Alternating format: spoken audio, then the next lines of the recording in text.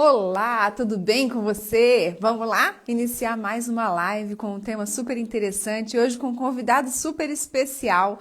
Vamos aguardar só alguns minutos para o Instagram poder começar a avisar as pessoas que já estamos entrando. Esperar também meu convidado chegar. Se você está assistindo esse vídeo gravado, já deixa seu like, se inscreve no canal caso esteja no YouTube, compartilhe, deixa seu comentário, que nós já estamos aguardando e já vai começar. Vamos falar de culpa hoje. Fabiana, seja bem-vinda, tudo bem? Deixa eu colocar aqui o tema da live. O Instagram, ele não é muito amigo meu aqui nessa hora de escrever o comentário, porque ele trava. Ah lá, vou colocar aqui. Amar, tema. Leandro já chegou, só um minutinho que eu já te coloco aqui. Deixa eu colocar o tema aqui que eu já comecei a escrever, tá bom? Que legal que meu convidado já chegou. Amar sem culpa e sem pedir desculpas. Gente, que tema maravilhoso. Hoje vai ser um papo bem reflexivo. Eu estou super animada mesmo. Vou te mandar aqui o convite, tá, Leandro? Se eu souber fazer isso, né? Aí. Já que você entra. O pessoal está chegando. Hoje está muito frio aqui em São Paulo. Olá, boa tarde. Boa noite já, né? Olá, tudo bem? Ótimo, graças a Deus. E você? Você Tá falou que tá bom. frio aí no Rio também, né? Tá, cara, aqui tá um frio terrível, 21 graus, chovendo, tá um negócio. 21 graus. Aqui deve estar uns 10, tá muito Não, gelado. não, mas aqui 21 graus é coisa séria, gente. Ó, o Thiago que já chegou aí também é do Rio de Janeiro. Tá Raquel também do vendo? Rio de Janeiro. Olha só, o Rio tá em peso É. aqui, hein? Pois é, o A Rio tá Fabi é bombando daqui aqui. aqui de Cajamar. Tá todo mundo dentro de casa intocado com medo da chuva, entendeu? E do frio, né? E do frio. Nossa, mas aqui, olha, eu tô dentro do escritório, daí a gente sai ali, abre a porta, parece que tá abrindo a porta da geladeira e entra no freezer. Mas faz Vale não. parte. Sexta-feira, olha lá, ó, o Thiago dizendo que também ele tá em. Aonde que você tá mesmo, Thiago? Niterói. Eu Ah, eu tenho esqueço. Niterói. Você tem Niterói, né? É. Esperança. 21, olha lá, é nevasca. Que horror. Se bem que até o ano passado, eu morava em Palmas, no Tocantins, Aí, e 24, 25 graus lá, você já encontra o pessoal de roupa de frio na rua. E vai assim, vendo. passando mal mesmo. Claro, né? A média lá é de 35 graus, como é que fica com 24 graus? Exatamente, O pessoal exatamente. passa mal. Ah, é Copacabana que o Thiago tá, ó. Aí, Aí o Leandro é de Niterói, Thiago. Bom, como a live vai ficar gravada, não vamos ficar esperando muito, não, né? Porque o nosso assunto tá bom. pode se Vamos que alongar. vamos.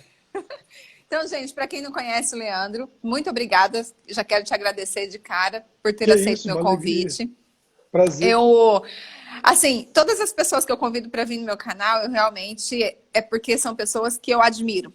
Admiro bastante. Admiro a maneira Obrigado. como se expressa, admiro a maneira como aborda, né, determinados assuntos. Então, a princípio, eu já quero te parabenizar e te agradecer. Puxa Então, vida. gente, Leandro é casado com a Karine, né? Isso. Tem 3 filhos, já 3 rapazes, né? Um de 15 anos, um de 13 anos e um de 10 anos. Exatamente. Olha que show! Pô, puxou a ficha todinha mesmo. Que show, é lógico. Puxei. É pastor.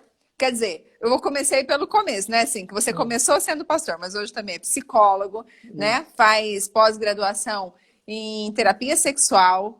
Achei isso. muito legal. Formado em teologia.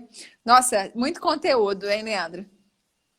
É, a gente vai ao longo da vida lendo uma coisa aqui, outra ali, né, e tentando juntar as partes para ver se consegue construir alguma coisa que ajude a gente a viver melhor, né? Porque o ponto de conhecer é viver melhor, né? Exatamente, exatamente. É o viver melhor. E tudo a ver com esse tema que.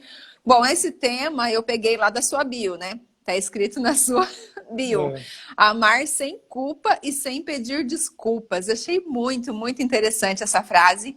Arlete, sejam bem-vindos, gente. Pessoal que está entrando aí, ó, sejam muito bem-vindos. Achei muito interessante porque, infelizmente, eu acredito que o sentimento de culpa, eu particularmente nem gosto de falar culpa, né? A gente sempre fala hum, responsabilidade. A gente tem, ai, que linda aqui, ó. A gente tem a gente precisa ter essa consciência que nós somos responsáveis pela nossa vida. Mas muitas vezes esse sentimento de culpa é o que impede as pessoas a crescer, não é, Leandro? verdade. Verdade, A- porque se torna um elemento de autossabotagem, né? A pessoa que se sente culpada, conscientemente ou não, ela acaba buscando uma punição. E essa punição, muitas vezes, vem em forma de sabotagem, de autossabotagem. É a maneira que a pessoa encontra para fazer justiça, sabe? E se sentir na vida absolvida daquela culpa. Então ela se pune para expiar a culpa. E muitas vezes inconscientemente, né? Fazendo escolhas que tiram no pé. Na maioria das vezes, inconscientemente. Porque quando você tem consciência de alguma coisa, você consegue elaborar aquilo, se você pelo menos se propõe a fazer isso. Mas quando você não tem consciência, você é completamente refém, completamente refém. E essa é a beleza, por exemplo, da terapia. É que uma das tarefas mais básicas, centrais, elementares da terapia é expansão de consciência, ajudar a pessoa a entrar em contato com coisas que estão ali influenciando, às vezes decisivamente, a vida delas, sem que elas tenham a menor consciência, né? É muito É, comum você ouvir em terapia coisa do tipo: eu não sei por que eu faço isso, eu não sei por que isso para mim é tão importante, eu não sei por que. É porque não tem consciência. Não tem consciência. exatamente. Não é? E assim, com a tua experiência de, porque já tem muitos anos que você é pastor, né? Mais de 20. É. E quantos anos? Nossa, mais de 20. Eu fui ordenado pastor muito novo. Eu fui para estudar teologia quando eu completei 19 anos, já entrei no seminário. E eu me formei com 23 anos e comecei a atuar pastoralmente, né? Então eu vim fazendo esse percurso aí e paralelamente eu fui buscando outros conhecimentos. Eu sempre li muita filosofia e muita psicologia. E aí eu fui fazendo cursos de iniciação a conteúdos nessa área da psicologia. Eu me lembro de um curso que eu fiz muito maravilhoso chamado Eu e Meus Eus, que era um olhar rápido sobre a teoria freudiana da psicanálise e a ideia de id, ego e superego. Aí aquilo mexeu comigo, eu falei, cara, é isso mesmo, tem mais de. Tem muita coisa dentro de mim, não tem só uma coisa central e estruturada, tem forças antagônicas, conflitantes, aquilo me fascinou, fiquei doido com aquilo. Aí eu comecei a ler alguma coisa também de Jung, aí fiquei mais fascinado ainda, porque Jung fala não só do inconsciente, mas de um inconsciente coletivo, né?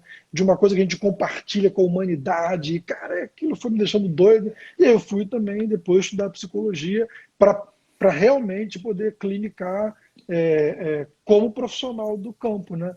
E é E uma agora? experiência maravilhosa poder fazer isso, né? E agora estou estudando sexualidade, né? Não, eu imagino, porque há quanto tempo como pastor você sempre ouviu muito as pessoas, né? E aí estudar psicologia, tipo assim, você foi estudando e já fazendo estágio com o conhecimento que você já tinha, né? Com a experiência que você já tinha. Que Porque legal. exatamente é a coisa da escuta, né? Embora sejam lugares diferentes e a maneira de interagir também é diferente, e Sim. é importante que seja diferente, isso tem que ser dito. Por um outro lado, são dois seres humanos de frente um para o outro. E isso é o decisivo em qualquer processo de encontro, seja um encontro terapêutico, um encontro pastoral, ou uma relação de amizade, de casamento, o que for. Mas é a capacidade de você se colocar inteiro diante do outro e o outro diante de você. Porque é É, nesse entre, né? É nesse entre do encontro que as coisas acontecem. E muitas vezes acontecem sem a gente ter consciência, né? A gente é, está ali e está sendo transformado e está transformando e nem tem, não tem, não só não tem consciência, como não tem controle daquilo, né? Está acontecendo. verdade. Você está ali vivendo o processo sem conseguir conduzir ou conseguir elaborar tudo que está se dando, né?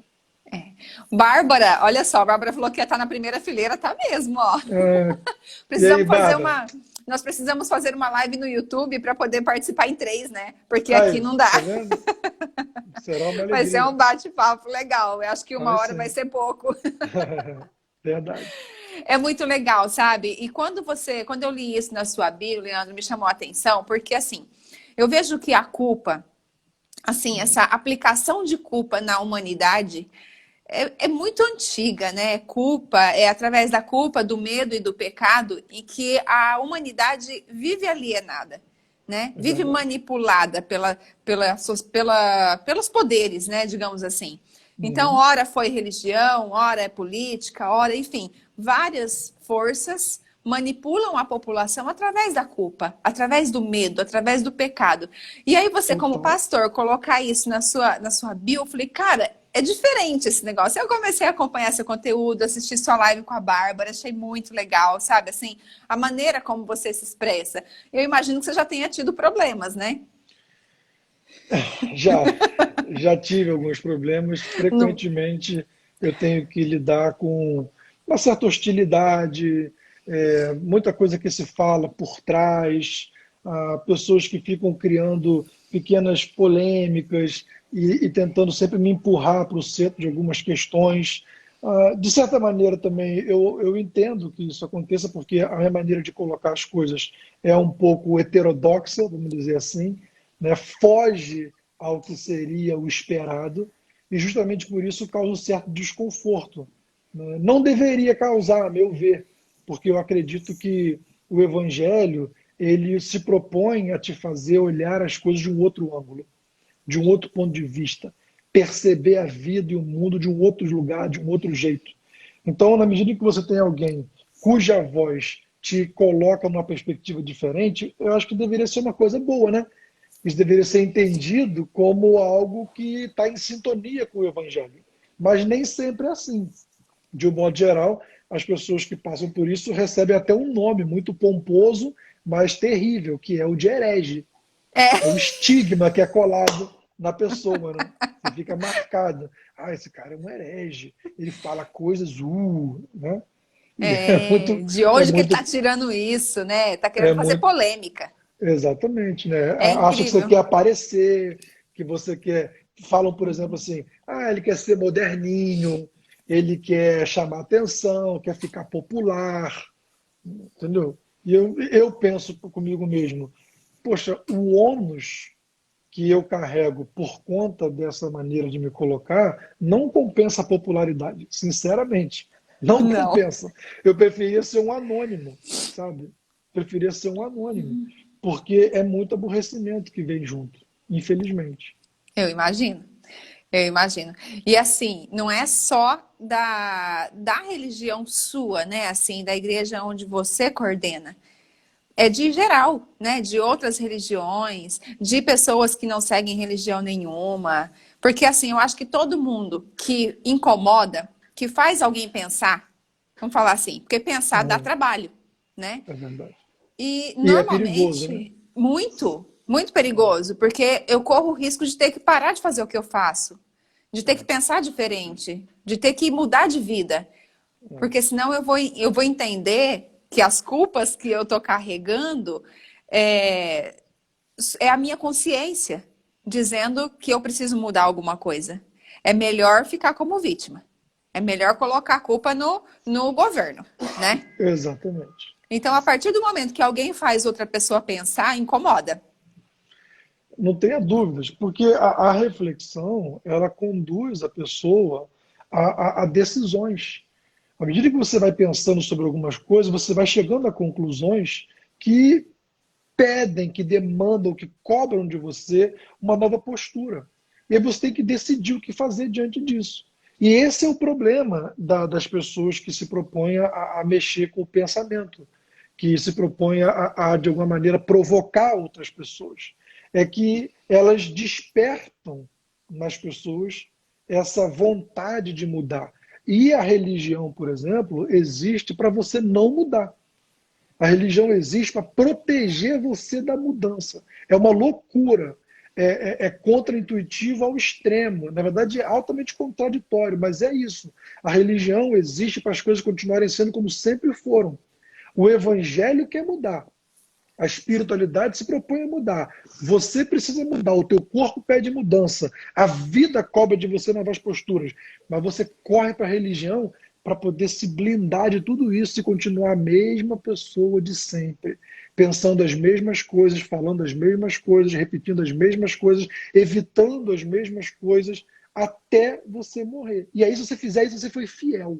O fiel é aquele que não muda, que não cresce, que não se aprimora, que não se revisita, que não se reinventa, que não se permite sequer entrar em contato com a própria verdade. Vai repetir a verdade que lhe foi transmitida como sendo a última expressão do que há de mais sublime e verdadeiro na vida.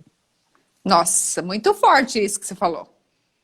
É forte, mas é uma Eu realidade. acredito que dói no ouvido de muita gente escutar uma coisa dessas. E eu super concordo com você. Absolutamente concordo. Veja, Laine, que loucura isso, né? Pensa em Jesus. Qual foi o desfecho de Jesus? Ele foi morto. Claro, ele inovou. Ele foi morto. Ele pôs as pessoas para pensar. Então, quais foram as duas acusações que pesaram sobre Jesus? As acusações de blasfemo, ou seja, herege, e de agitador social. Ele era um subversivo. Foram as duas acusações que o levaram a ser julgado e condenado como um criminoso. Ele foi crucificado entre dois criminosos porque ele foi tido como um. Porque era uma pessoa extremamente inteligente, ousada, original, frente, né? provocadora, irreverente.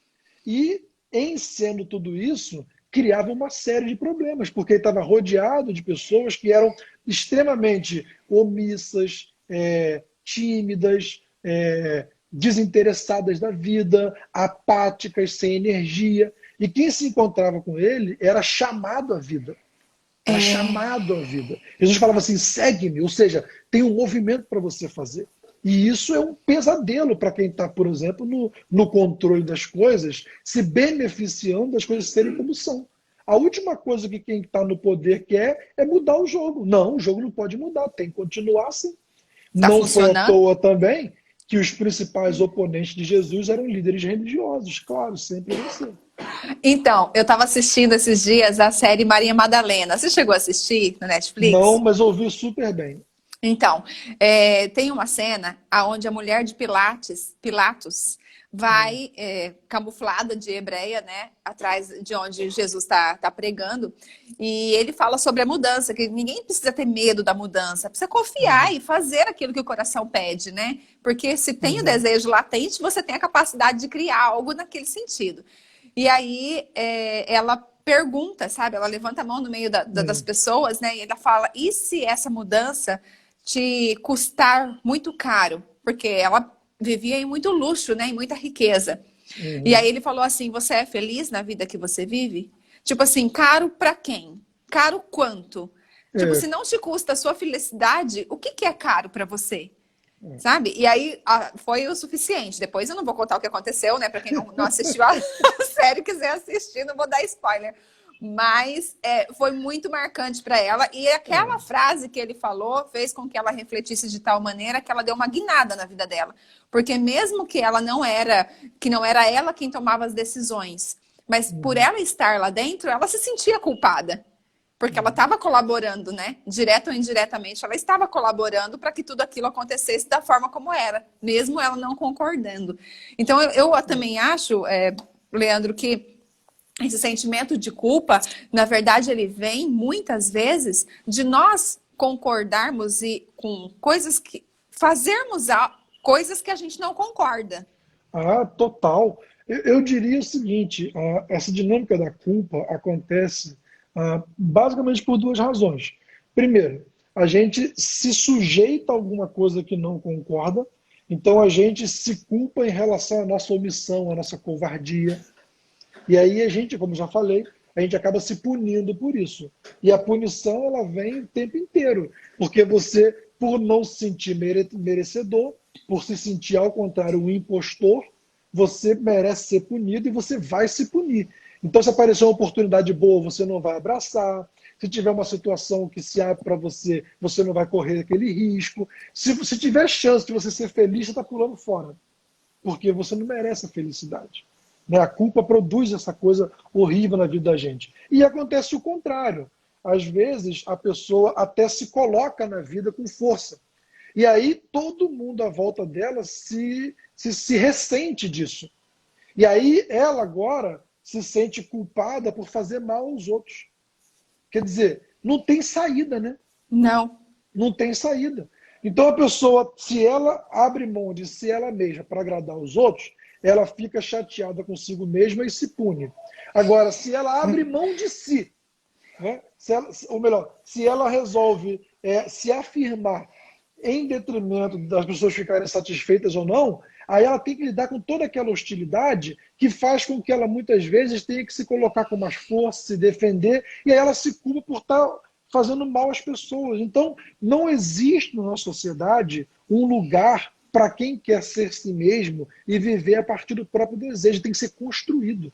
Você tem que construir esse lugar. E esse lugar vai passar necessariamente por você conseguir se livrar dessa força esmagadora da culpa.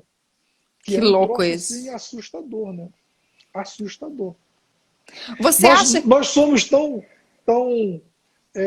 vítimas da culpa e tão responsáveis por nos sentirmos culpados que a gente, quando está fazendo alguma coisa e não está sentindo culpa, se sente culpado por não ter culpa. É muito louco.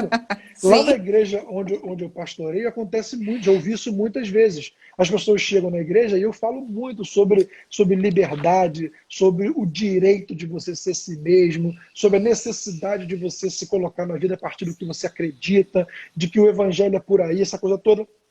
E eu falo o seguinte, por exemplo, eu falo, cara, se você veio à igreja domingo de manhã, porra, não volta à noite não, cara. Vai ao cinema, vai ao teatro, vai ao Maracanã, vai viver. Você não tem que ficar em função da igreja, sabe? Vai viver, vive a tua vida. As pessoas ficam, ai pastor, eu fui ao Maracanã, você falou que podia, mas aí eu fiquei lá no Maracanã me sentindo meio mal, porque eu estava lá, era para estar na igreja. Eu falei, não, não era para estar na igreja.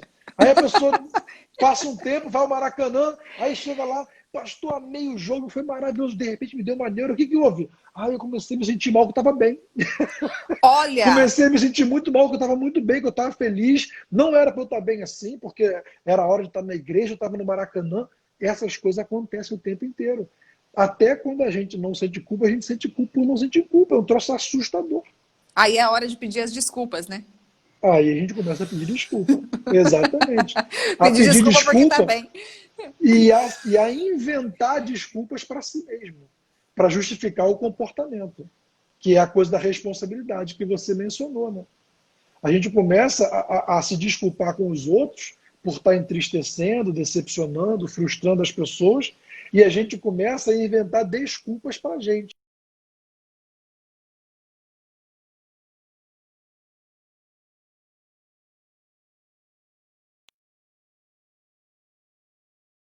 Confortável, Desculpa, meu telefone tocou.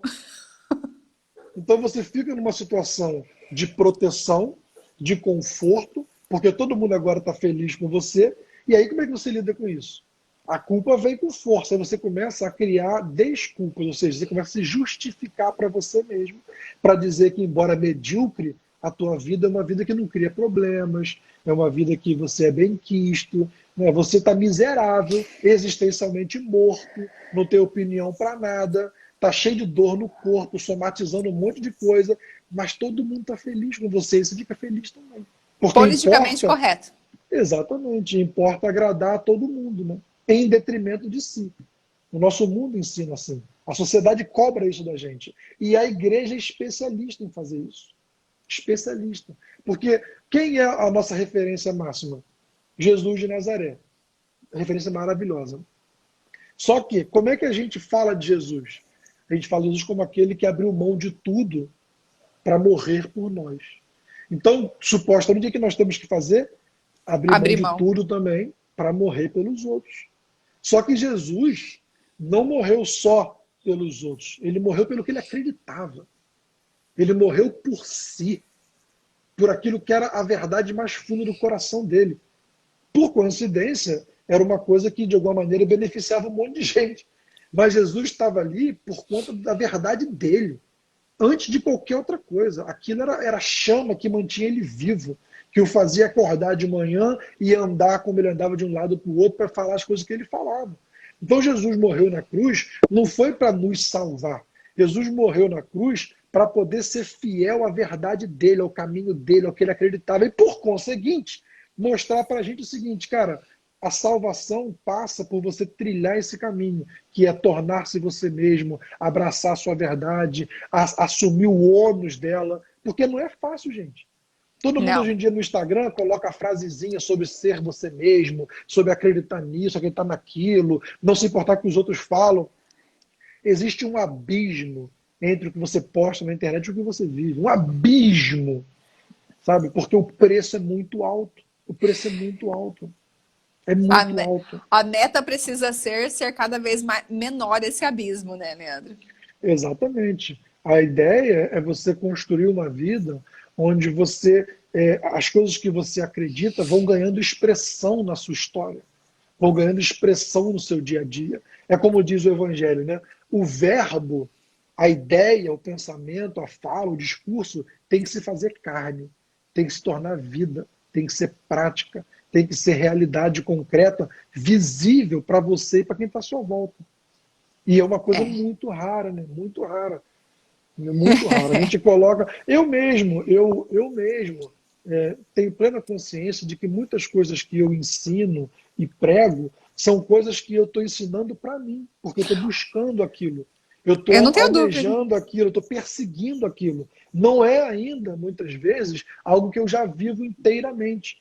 Muitas coisas, com os anos, eu fui conseguindo me apropriar de verdade e ter condições de sustentar em ações o que eu acredito. Mas tem muita coisa na minha vida ainda que eu quero mais do que dou conta. Sim. Então, eu falo sobre aquilo quase que me impondo a fazer esse movimento, quase que me desafiando e colocando e me cobrando, sabe, cara, é por aqui que você tem que ir, não desanima, não, segue em frente. Porque é isso, é um trabalho de autodeterminação, né? É. Absolutamente. E é diário, né? De... Aliás, é minutário. É Exatamente, minuto a minuto. Não dá para parar um dia, exatamente, né? Eu acredito exatamente. piamente nisso também. Até muitas lives eu falo, né? Ó, eu tô falando isso, inclusive, para o primeiro ouvido, né? A primeira pessoa que ouve o que eu falo sou eu mesma. Não tenha Então, assim, dúvidas. claro, é algo que eu acredito, que eu realmente coloco em prática, mas falar para você que a gente não erra, não existe isso, Não, né? não existe. Nada acontece E, à toa e estamos é, aqui para evoluir. e as coisas têm níveis, né? Então, assim, eu acredito muito numa série de coisas. Algumas delas eu consigo viver assim na plenitude. Outras coisas eu consigo ir até um ponto só. Porque ainda demanda de mim uma coragem que eu não tenho, ou demanda de mim um desapego que eu não tenho, ou demanda de mim algum outro movimento que eu não tenho condições ainda de fazer. Mas eu quero fazer. Eu sou uma pessoa que busco isso. Encontrar em mim essa força, essa coragem, essa determinação e essa persistência. Porque grande parte da coisa é você não desistir, sabe? É permanecer nesse caminho. Cada dia um pouco mais, cada dia um pouco mais. Porque é ladeira acima, né? Tornar-se si mesmo no mundo em que nós vivemos, que é um mundo altamente padronizado, altamente pasteurizado, onde as coisas são super homogêneas. Por exemplo, você sabe, todo mundo sabe. Existe um padrão de felicidade, um padrão de beleza, um padrão de sucesso, um padrão. Se você quiser ser feliz de um outro jeito, vão falar que você não é feliz de coisa nenhuma. Se você Exato. quiser, se você quiser ser bem-sucedido de um outro jeito, vão falar que você é um fracassado. Se você quiser ser bonito de uma outra forma, vão falar que você é feio. É assim que o mundo faz. Então, para você sustentar isso, você tem o tempo inteiro que está subindo uma ladeira que é íngreme, que é puxada, que é sol quente na cabeça e ali, ó, um pouquinho de cada vez para dar conta, senão a gente não consegue. É muito pesado. E sabe uma coisa que eu percebo também, Leandro, que essa questão da culpa, né? Do você se sentir culpado porque fez, se sentir culpado porque não fez, se sentir culpado porque tá bem, porque foi, porque não foi. Isso acaba gerando uma raiva de si mesmo, uma raiva do Eu, próprio comportamento. E se eu tenho raiva do meu comportamento, como é que eu me amo? exatamente, você foi na ferida. A pessoa, ela se ressente de ser quem é. Uma das coisas que você né, quem atende pessoas, seja como pastor, psicólogo, terapeuta de qualquer ordem, já Aham. deve ter ouvido isso. Eu já ouvi inúmeras vezes. Eu não sei por que eu sou assim. Eu queria tanto ser diferente. A pessoa passa a se rejeitar, porque a culpa é tal que a pessoa não suporta ser quem ela é. É o que você falou. A pessoa se ressente de ser si mesma e ela se rejeita. E aí acontece o pior dos mundos, né? Porque como é que você consegue se livrar de você? Sabe? Você precisa se mortificar ao extremo. Essa coisa da culpa é muito grave. Tem dois episódios na Bíblia que eu acho que são interessantes, que são pertinentes de comentar aqui. Um episódio que todo mundo conhece, que é o episódio de Pedro negando a Jesus. Né? Jesus estava lá falando com os discípulos, ele sentiu que a coisa ia ficar estranha. Sim. Jesus falou assim, rapaziada, olha só, presta atenção, hein? A chapa vai esquentar. A chapa vai esquentar. Vem uma galera atrás de mim aí, vocês fiquem ligados, porque eu estou sentindo que eu vou morrer. Aí Pedro fala assim, que isso, Jesus? Ficou maluco? Que morrer nada. Estamos contigo. Aí Jesus, Pedro, arreda. Sai para lá, Satanás. Não me tire do meu caminho. Olha isso. Não me tire do meu caminho. Aí Pedro, Senhor, eu vou com você até o fim. Até para a morte eu vou com você. Aí Jesus fala assim, Pedro, deixa eu te falar uma parada. Hoje ainda, antes do sol raiar e o galo cantar, Cantar. 3 vezes você vai me negar. Bem, acontece exatamente dessa maneira. O texto diz que Pedro fica estarrecido. Quando o galo canta pela terceira vez, ele entra em pânico, fica profundamente triste. E aí, se você pegar o Evangelho de João, o Evangelho fala que Pedro se volta para os discípulos e fala assim: vou pescar. Em outras palavras, gente, desisti de tudo, joguei a toalha, vou retomar minha vida de onde eu deixei para ir atrás desse homem. A outra história é a de Judas. Judas era provavelmente, um homem ligado a um movimento político, era um homem que acreditava na revolução, e ele foi atrás de Jesus porque achava que Jesus ia fazer essa revolução política, ia montar um exército poderoso, já que multidões o seguiam, iam tomar o poder na base da espada e do cacete. Quando ele começou a se dar conta de que Jesus não estava nessa onda, Judas ficou muito frustrado. Ele falou, cara, não foi para isso que eu assinei aqui a lista, não me cadastrei para isso, não. E aí ele vai atrás do pessoal e fala assim, olha só, cara, tem um camarada aqui atrapalhando tudo, eu vou entregar para vocês. E aí ele vai e negocia Jesus por 30 moedas de prata. Só que ninguém sabia quem era Jesus. Antigamente não era como hoje, que tua cara em tudo quanto é lugar, Instagram, Facebook, outdoor. Não. Ninguém tinha ideia de quem era Jesus. Então, para identificar Jesus, tinham que criar um sinal. E aí criaram esse sinal do beijo. Então, Judas chega perto de Jesus e dá um beijo em Jesus para entregá-lo para a morte. Nesse momento, o texto diz que que Judas é tomado de um profundo remorso. E aí o que acontece com ele? Essa culpa toma conta dele. Só que toma conta dele de um nível tal que ele vai e tira a própria vida. Ele se dá conta de que ele fez uma coisa gravíssima. Porque, veja, era um libertador. Era um cara que queria mudar o mundo. E ele vai e entrega à morte um homem justo, um homem inocente. Então, eu imagino que a autojustiça de Judas foi tal que o fez, enfim, ceifar a própria vida para poder pagar o preço da coisa horrível que ele fez. Agora, veja, a gente comete um monte de deslize na vida. A gente se decepciona com a gente mesmo, a gente trai quem a gente ama, a gente Sim. decepciona quem aposta na gente. É uma loucura, né? E aí a gente também sente culpa, remorso, essas coisas todas. Só que tem duas saídas, basicamente, para você lidar com isso. Né? Uma é fazer como Judas, se matar. Mas quem tem coragem de fazer isso? Pouca gente, né? Graças a Deus. Graças a Deus. Aí o que nós fazemos, então? Já que a gente não pode se matar, a gente se mortifica. Que foi o que Pedro fez. Pedro falou o seguinte, cara, eu não vou tirar minha vida, que eu não sou maluco. Mas eu posso voltar à vida que eu tinha antes, que era uma vida insípida, uma vida sem graça, uma vida inexpressiva, uma vida que eu não hesitei para deixar para trás quando conheci Jesus. Isso é mortificação. Né? A outra alternativa dificilmente passa pela cabeça de quem está culpado, que é enfrentar a culpa e sair do outro lado. Sim. Dificilmente a pessoa dominada pela culpa pensa assim. Se Porém, perdoar, se não é? consegue fazer isso, é uma bênção, né? A culpa vira uma bênção, Exatamente. vira um ponto de Exatamente. transformação. Exatamente. Eu costumo dizer que as coisas em si não são boas nem ruins. As coisas são as coisas. A Sim. questão é o que a gente faz com elas, né? A culpa é ruim? Depende. Na maioria das vezes, sim, porque nós agimos muito mal por causa dela. Mas às vezes ela pode ser um deflagrador, um gatilho de umas coisas muito boas também. Então a questão é como nós usamos isso, né? A culpa pode ser um convite ao perdão. Perdoar-se é a coisa mais bonita que uma pessoa pode fazer na vida, porque é efetivamente se libertar. Você acha que tem pessoas que têm são mais propensas a se culpar do que outras, ou não? Todos somos iguais. Tipo assim, algum comportamento?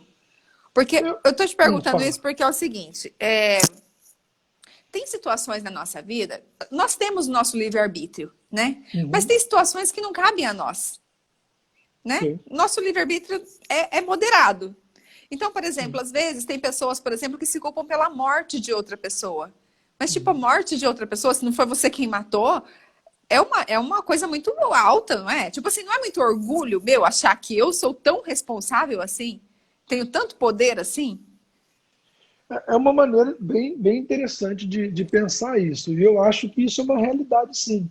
Algumas pessoas trazem muita culpa sobre si, porque no fundo, no fundo, no fundo, esperam muito de si.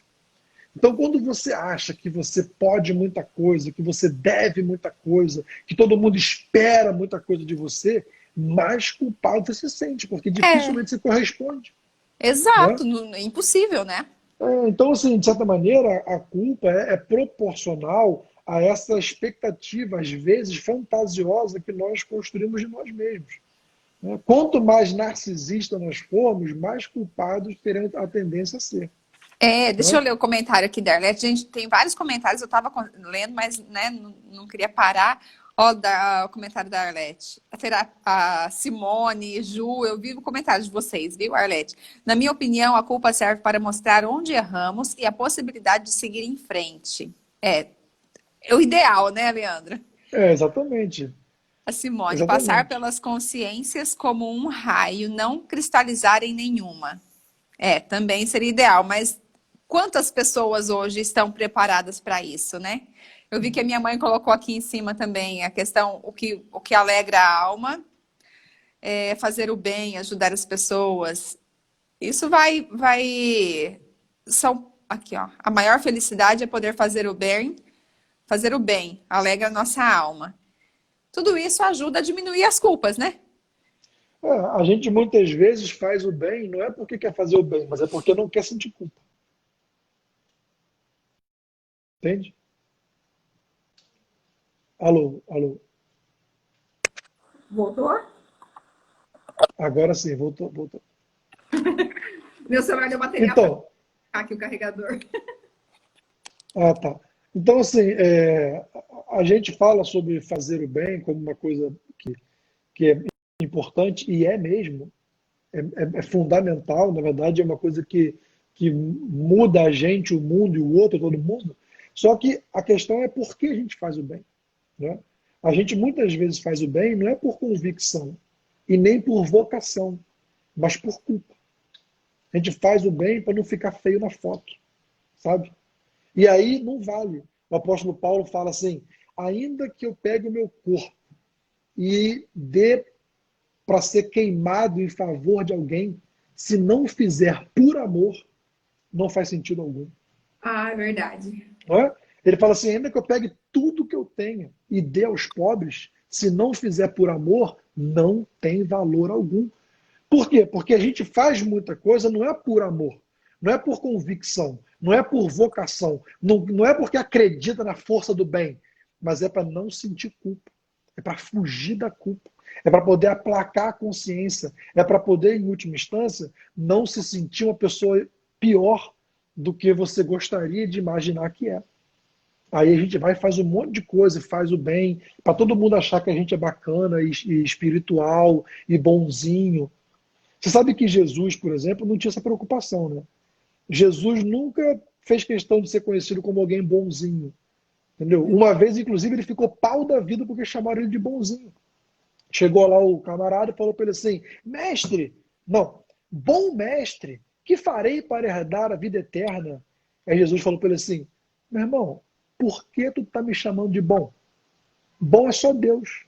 Me coloca nessa parada aí não. Me tira dessa lista. Em outras palavras, não vem com essa de que você vai me manipular com a sua expectativa a meu respeito. Eu sou o que eu sou. Eu sou o que eu sou. Eu não sou bom segundo o teu critério de bondade. Eu sou o que eu sou, cara. Não vem com essa pra cima de mim, não.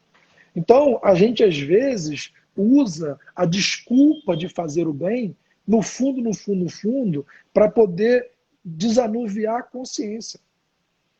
Entende? E aí, esse fazer o bem até pode ter efeitos benéficos para os outros, mas é destrutivo para a gente, porque é auto-engano, é ilusão.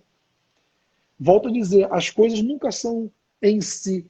Tudo depende de como as coisas são vividas, processadas, feitas, assimiladas, empregadas, aplicadas, por aí vai.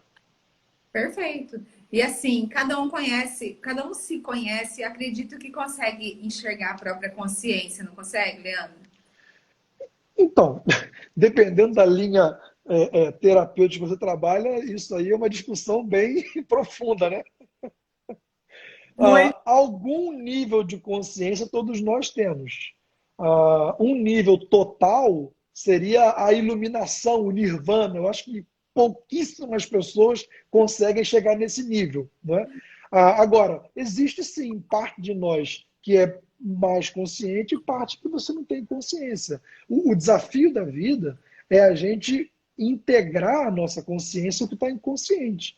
É aí trazendo à luz as nossas sombras, essas questões que nos escapam, para que a gente mais consciente tenha maior possibilidade de escolher autenticamente, de agir autenticamente, e não nesses mecanismos de auto-engano, né, fazendo uma coisa achando que é por uma razão, quando no fundo é por outra, e tentando assim manipular a nossa própria concepção de nós mesmos e o olhar dos outros sobre a gente, né? Na verdade, é uma espécie de marketing que a gente faz de autopromoção para todo mundo achar que a gente é o máximo e gostar da gente. Né? Isso é um mecanismo de muita pobreza emocional, né? Muita fraqueza emocional, na verdade. Ô, Leandro, no começo, assim, logo no início da nossa conversa, você comentou sobre a dificuldade de mudança que, assim, como muitas religiões nos impedem de mudar, né, de evoluir. Você acredita que uma pessoa muito religiosa tem dificuldade de buscar o autoconhecimento? Ela tem dúvida de se isso agrada ou não a Deus? Então, depende da religião. Algumas religiões não vão ter esse problema. O cristianismo tem. O cristianismo tem. Porque não pelo cristianismo em si, mas pela interpretação do cristianismo que se tornou dominante na nossa cultura. A nossa cultura interpreta o cristianismo em termos de rejeição e negação do si mesmo. E isso faz com que o cristianismo tenha uma dificuldade com o autoconhecimento. O evangelho não tem. O Não, evangelho de Jesus Cristo não tem, pelo entende? contrário, né? Pelo contrário, Paulo fala assim, antes de você participar da Eucaristia, ele fala assim, examine-se o homem a si mesmo. Ou seja, dá a paradinha e olha para dentro. Não é? Dá a paradinha e olha para dentro. Nossa, tem várias passagens no Não, Evangelho. o tempo inteiro o Evangelho convida você a ter consciência de si e a agir a partir disso. Só que a leitura que a gente faz do Evangelho não é assim. A leitura que a gente faz do Evangelho tira a gente do jogo. Eu sempre digo que o evangélico, talvez o cristão de modo geral, mas como eu não sou católico, eu não quero falar pelo grupo que eu não represento. Mas o evangélico, sobretudo, ele não existe. Por que ele não existe? Porque quando o evangélico nasce, se ele nasce numa família cristã, ele já nasce sabendo ou aprendendo desde muito cedo o que é o certo, o que é o errado, o que é bom, o que é mal, o que é feio, o que é bonito, com quem deve andar, com quem não deve andar, o que pode comer, o que não pode comer, aonde pode ir, aonde não pode ir. Ninguém pergunta para ele o que ele gosta, o que ele quer, o que faz diferença. Ninguém. É isso que ele tem que fazer. E se ele não fizer, ele está em pecado. Deus vai castigá-lo. Aí o que ele faz? Ele fica apavorado e se sujeita àquela situação ao preço de si, ao preço da sua própria existência. Então o evangélico, ele existe soterrado sobre o medo da punição e sobre a culpa de não estar à altura de tudo que esperam dele. Porque é impossível atender a tudo aquilo que a igreja diz que deve fazer. É impossível. Não é? E aí acontece uma outra dinâmica louca, que também é uma dinâmica que tem a ver com não existir, que é a seguinte: se o evangélico faz uma coisa certa, ninguém pode elogiá-lo, porque a glória é só de Deus e Deus não reparte a glória dele com ninguém. Elogiar alguém pode envaidecer a pessoa, e a vaidade afasta de Deus. Então, deu certo, glória a Deus. Não tem nada a ver com você, meu irmão. Deu errado, a culpa é do diabo. Ah, porque o diabo entrou no processo, atrapalhou, então... O que acontece? O evangélico não existe, porque se dá certo é Deus, se é errado é o diabo, ele está onde na história? Ele não está, esse é o ponto. O evangélico não está em lugar nenhum, ele não existe. Tanto que, se você perguntar para o evangelho, qual é a tua opinião sobre tal coisa? Se fugir a cartilha que ele recebeu do que ele deve pensar, não deve pensar, acreditar, pode, não pode, ele não sabe responder. Ele não sabe, porque ele não tem opinião. Ele não tem opinião. Eu tenho 44 anos de idade, os 44 anos vividos no meio dessa maluquice toda. Eu estou te falando, eu sei o que estou falando. Eu fui assim muitos anos da minha vida e eu, há 20 anos como pastor, eu vejo o tempo inteiro isso acontecer. O tempo inteiro. E vou dizer mais, as pessoas na igreja ficam revoltadas quando você pergunta a opinião delas. Elas detestam isso. A minha opinião não importa, o que importa é a palavra de Deus. É É mais verdade. Né? Agora, você vê, Jesus, por exemplo, sempre perguntava para as pessoas: você quer ser curado? Veja, Jesus perguntava se a pessoa tem desejo, se ela tem um querer, se tem algo que é importante para ela. Na igreja ninguém te pergunta nada. Ninguém. Ninguém. Jesus perguntava, mas a igreja não pergunta, não. Ela manda você fazer. E se você não fizer, você está em pecado, em desobediência, vai ser disciplinado. Meu Deus do céu. Aí É que aí verdade. Exatamente. Aí vem o medo, aí vem a culpa, aí vem as loucuras, né, as neuras que aprisionam a pessoa e mantém o jogo de controle, de domínio, de exploração, muitas vezes, de abuso. e tem alguma situação, algum comportamento assim que dá para a pessoa refletir, sabe? Alguma pergunta que você, tipo, indicaria para a pessoa se fazer no momento que vinha a dúvida, para ela poder começar a pensar por si mesma, sabe? Assim, para ir eliminando essas culpas. Eu lembrei de uma coisa, deixa eu fazer um comentário Hum, para responder a minha pergunta. Existe um vídeo no YouTube, só que agora eu não me recordo qual que é o canal. Meu filho me mostrou esses dias. É um vídeo que fala assim, como as pessoas emburrecem em grupos. Sabe? hum, A partir do momento que eu me alio a um grupo, parece que eu fico burra e paro de pensar. E aquilo que aquelas pessoas estão defendendo, os outros começam a defender também, sem nem saber o porquê. Nesse é, vídeo, pegam algumas manifestações, sabe, assim, dessas manifestações nas ruas e tal, uhum, e pergunta para as pessoas por que você está aqui? O que você está defendendo? A maioria não sabia responder. E isso acontece na religião, isso acontece na educação, isso acontece na é, saúde, isso acontece em várias situações, né? Nos times de futebol. Tipo, você nem sabe o que está acontecendo, mas só pelo fato de estar naquele grupo, não importa mais a tua opinião. Eu penso igual eles. Mas eu nem é sei o que verdade. é, né? Quer É. dizer, burro em grupo. Isso tem até um nome, né? Isso na psicologia chama de group thinking. É o pensamento do grupo que sobrepõe e anula o pensamento individual, né? É o coletivo sobre o individual, né? Mas É, assim, e isso acontece na igreja, não tenha dúvidas, né? Na verdade, a igreja tem um discurso que é assim: venha para a igreja como está. Deus te ama do jeito que você é. Mó mentira. Quando a pessoa chega na igreja, ela fala assim: ó, pode deixar o cigarro ali fora, esse biquíni também mais enfiadinho pode ficar do lado de fora. Ó, essa tatuagem vamos encobrir. Esse brinco está chamando muita atenção. Vamos mudar esse decote aqui. Então a igreja fala assim: venha como tá, mas depois que você chega tem que mudar tudo. Entende? Você não pode ser você mesmo. A regra na igreja é: não seja você mesmo. Seja do jeito que a gente vai dizer para você ser, porque aqui todo mundo é igual. Você vai numa igreja, todo mundo é igual. todo mundo fala igual, todo mundo pensa igual, todo mundo se comporta igual, todo mundo se veste igual. É uma coisa impressionante. Porque não existe singularidade, não existe si mesmo. O que é uma loucura, porque o evangelho, todo o evangelho está construído sobre o indivíduo, sobre o si mesmo. Te dou um exemplo. Lá nos tempos anteriores a Jesus, havia lá, né, o Antigo Testamento, a chamada Bíblia Hebraica, com milhares, literalmente, de prescrições. Milhares, milhares. Você pega o Levítico, por exemplo, o livro de Levítico, você tem tudo quanto é lei que você puder imaginar lá. Leis cerimoniais, leis éticas, leis morais, leis de patrimônio, enfim. E aí, quando vai chegando próximo do período do Novo Testamento, ali por volta de 200 anos antes de Jesus e tal, os sábios judeus fazem uma reunião para dizer o seguinte: cara, isso aqui está muito doido, ninguém consegue obedecer, isso aqui é muita lei. Vamos fazer um resuminho disso? E eles fazem um resumo, eles chegam a um modesto número de 613 prescrições a serem guardadas e obedecidas. Ok? Aí, passa-se mais um tempo, vem Jesus, e Jesus começa a ensinar. Esse pessoal que sabia de cor as 613 prescrições, confronta Jesus para ver se ele é um bom mestre de verdade. E aí fala assim: mas então, Jesus, qual é, afinal de contas, o grande mandamento? Afinal de contas, são 613, né? Qual é o mais importante aí? E Jesus vai e fala assim: cara, olha só, é muito simples. Ama a Deus de todo o teu coração, toda a tua alma, toda a tua força, todo o teu entendimento. E ama o próximo como a ti mesmo. E é isso. Isso é toda a lei.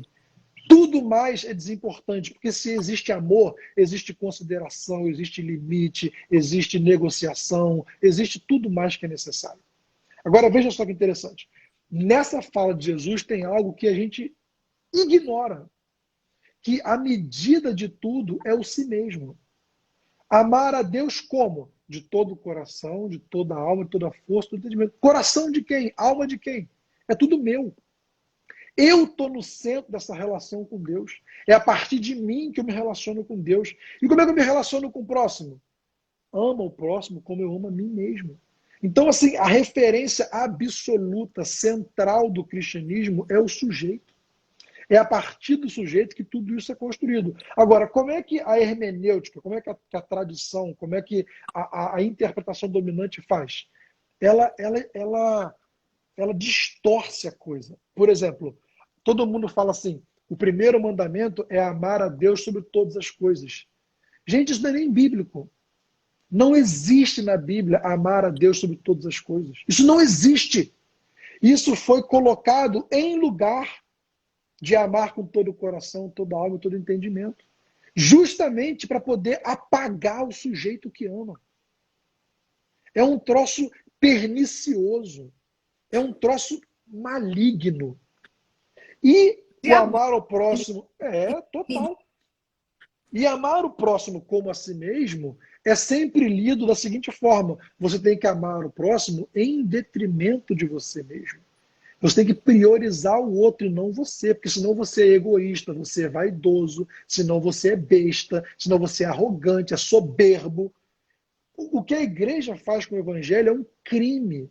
Ela distorce o evangelho para oprimir o sujeito. E o evangelho, ele é libertação. O evangelho é potência. O evangelho é insurreição, insurgência, é levante. É um motim contra a tradição. Só que tem que o pessoal que se beneficia dessa estrutura tal qual está, quer manter as coisas como são. Então eles aguam o evangelho. O Jesus da igreja é um babaca sem sal que não fede nem cheira. O Jesus da igreja é um babaca. Ele não fala nada de relevante, não fala nada de relevante. Ele é um cara tosco que fica enchendo o saco dos outros. Se a pessoa usa brinco, não usa brinco. Se o biquíni é muito cavado ou pouco cavado. Se o cara vai a boate, vai a boate. Se quando dança, dança muito, dança pouco. Se bebe ou se fuma. Que coisa mais ridícula. Jesus jamais se preocupou com essas coisas toscas, sabe? O negócio de Jesus era o seguinte, cara, é a verdade do coração. Dane-se o mundo. O que você acredita de verdade?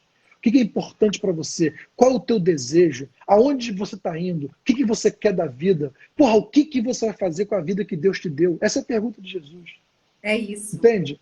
O evangelho é potência, é vida, é libertação. Só que, cara, a igreja aprisiona o evangelho, água o evangelho e desfigura o evangelho. Aí Jesus vira um babaca e os crentes são os babaquetes, um bando de otário que fica repetindo essas coisas toscas, vazias, perturbando os outros, chateando as pessoas, sendo inconvenientes, tentando impor a verdade delas, são incapazes de dialogar, de ouvir, de interagir, de arrazoar. Cara, é um pesadelo. É uma loucura. E outra, né, Leandro? Vira uma vitimização que, como as pessoas não têm responsabilidade, né? Tipo assim, não tem glória e não tem. Ou é culpa de, ou é glória de Deus, ou é culpa do diabo, eu não tenho responsabilidade nessa história. Nenhuma, Então, nenhuma. né? Você sabe que uma coisa que me afastou da igreja, que eu até há muitos anos parei de participar igual participava, é essa questão da falta da autorresponsabilidade. Sabe? É como se nada fosse responsabilidade minha. Sabe? O cara faz acontecer, acaba com a própria família, desonra todo mundo que pode, é tudo orgulhoso e tudo mais. E aí quer colocar a culpa no diabo. Coitado, já tá aprendendo, né? Laine, olha só, eu tinha 11, 12 anos, eu já via isso. Com 12, 13 anos, eu já tinha angústia dentro da igreja. Eu olhava para aquelas coisas todas que as pessoas falavam e eu dizia assim, aonde está a boa notícia aqui? Porque o evangelho, supostamente, é a boa notícia de Jesus, não é? Mas eu não via boa notícia. Eu só via gente com a cara amarrada, eu só via gente emputecida, eu só via gente julgando os outros, apontando o dedo, criticando. Eu não via ninguém sorrindo, feliz, gargalhando. Não via. E eu falava, cara, cadê a boa notícia? E as coisas que me falavam não faziam. Cara, eu tinha 12 anos. Eu já falava, não faz sentido isso aqui. Eu tinha um pavor dentro da igreja que era o seguinte: eu achava que para ser cristão você tinha que ser burro. Isso me dava um pânico. Porque eu falei, cara, a gente, porra, ser burro é um preço muito alto para ser feliz. É um preço muito alto para ser feliz. Eu não conseguia aceitar aquilo. Então, assim, eu precisei construir um caminho pessoal dentro da igreja, mas ao mesmo tempo à margem da igreja. Porque dentro da igreja você não pode pensar. Dentro da igreja você não pode fazer perguntas, você não pode contestar, você não pode. E se você fizer isso, vão te chamar para dar explicações, como já aconteceu comigo. Blasfêmia. Você está É, querendo mais exatamente. de Deus. Isso está querendo aparecer, chamar atenção, entendeu?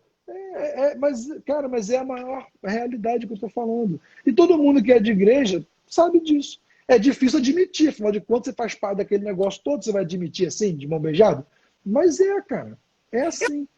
Eu acho que o bonito na igreja, sabe o que que é? A comunidade, as pessoas se juntando, se fazendo movimentos para ajudar as pessoas, eu acho que isso é legal, sabe? Embora que existe, está cheio de gente lá precisando de reforma íntima, como em todos os lugares, né? Claro, Precisa, enfim, respeitar as diferenças, né? Cada um no seu tempo, não é, Leandro? isso. Gente, Eu. infelizmente, o nosso tempo já está chegando ao fim, tem 2 minutos para finalizar. Então deixa quieto. Muito obrigada, Leandro. Olha, Um Deus abençoe prazer. grandemente seu ministério, a sua Muito vocação, obrigado. a sua profissão. Eu tenho certeza que você tem, assim, vai acessar muito mais gente, né? Muito mais pessoas, vai continuar inspirando muitas pessoas. Já vou deixar o Obrigado. pronto para uma próxima, né? Para a gente tocar em outro assunto. E Um prazer. resumindo nossa live, né? Para a gente poder se sentir sem culpa e sem pedir desculpa por ser feliz, nós precisamos nos amar, nos aceitar, não é isso? Nos É isso amar. aí. E ser capaz de se perdoar, né? Se perdoar, não se levar tão a sério, senão fica impossível, cara. É muito pesado, né? E invistam, gente, em vocês. Alcancem o autoconhecimento, elevem Isso. a autoconfiança, porque tudo isso faz com que a gente consiga viver o que realmente Deus quer para nós, né? O que realmente Jesus veio pregar, veio ensinar. E se a gente for, Verdade. a gente não consegue. É Tá? fato. Muito obrigada Eu que mesmo. te agradeço, tá? Obrigado pelo convite. Desde o início, você foi super gentil, super carinhosa. Me senti até alguém assim muito importante, que tinha alguma coisa assim muito séria para dizer, porque você me fez me sentir assim. Muito obrigado, tá? Você é e colaborou muito com todos nós. Beijo. Obrigada. Obrigado. Muito obrigada Beijão. por participaram com a gente hoje. Até terça-feira. Tchau. Valeu. Tchau, tchau.